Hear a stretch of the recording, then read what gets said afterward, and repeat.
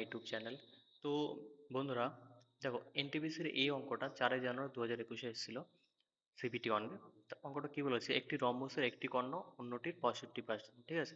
তাহলে রম্বসের একটি একটি কর্ণ হচ্ছে 100 আর একটা হচ্ছে 65, ঠিক আছে, এটাই বলেছে।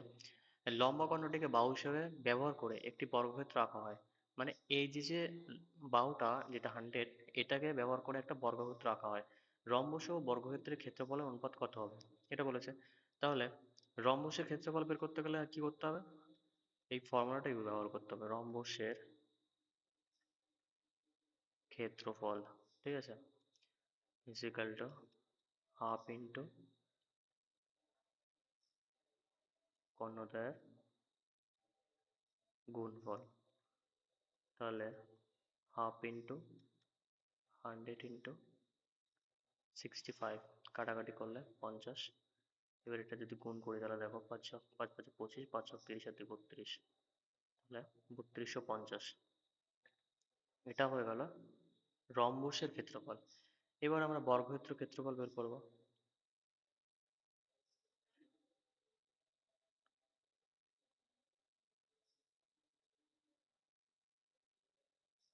ক্ষেত্রফল বাহু স্কোয়ার, ঠিক আছে।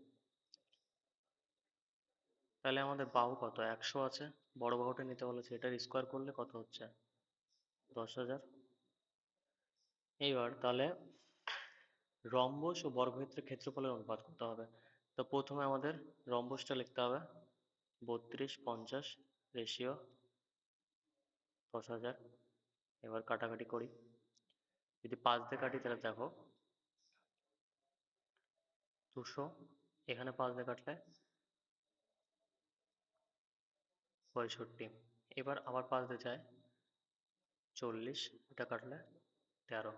তাহলে রেশিও কত হবে, 13:40, ঠিক আছে। আশা করি বুঝতে পেরেছো, যদি না বুঝো কমেন্ট বক্সে অবশ্যই জানিও, তো আমি বলে দেওয়ার চেষ্টা করবো। আবার নেক্সট ভিডিওতে দেখা হবে। আর যদি ভিডিও ভালো লেগে থাকে অবশ্যই লাইক শেয়ার কমেন্ট করো, ঠিক আছে। সাবস্ক্রাইবও করতে ভুলো না। চলো নেক্সট ভিডিওতে আবার দেখা হচ্ছে।